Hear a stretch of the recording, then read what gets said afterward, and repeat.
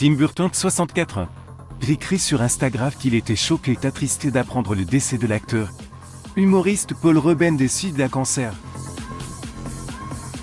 Sur le réseau social, il partage une photo noir et blanc de lui et Paul Rubens prise sur le tournage du film Pee-wee's Big Adventure de 1985.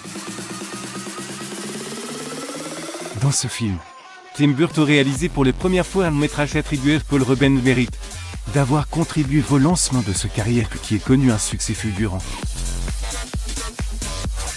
Je n'oublierai jamais l'aide que Paul lui a apportée au début de ma carrière. Cela n'aurait pas été possible sous son soutien, a-t-il écrit légende. Une publication partagée par Tim Burton @Tim Burton, c'était un grand artiste.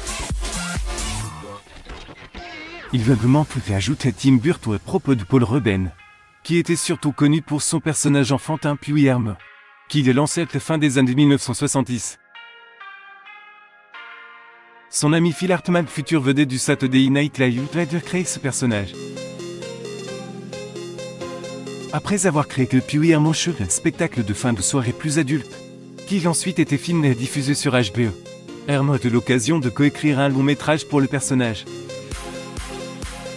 Pee-wee's Big Adventure s'inspire et parodie le film emblématique du légendaire réalisateur néo-réaliste italien Vittorio De Sica, appelé voleur de bicyclette.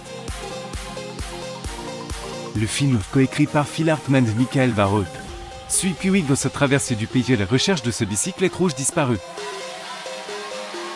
Lorsqu'il s'agit de trouver un réalisateur, Paul Rubens a choisi Tim Burton après avoir été impressionné par certains de ses premiers courts métrages qui mêlent les comédies d'horreur bizarres, ainsi que prises de vue réelles d'animation stop-motion. Ces aspects seront combinés dans Pee-wee's Big Adventure et dans de nombreux films ultérieurs de Tim Burton.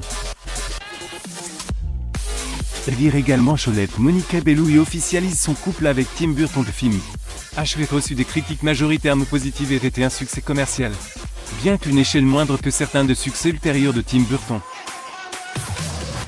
Cependant, il annonçait une voix artistique pleine d'assume et annonce une série de succès, dont Beatles à 988, Batman 1989, Edouard Romain d'Arge à 990, Batman Returns à 992.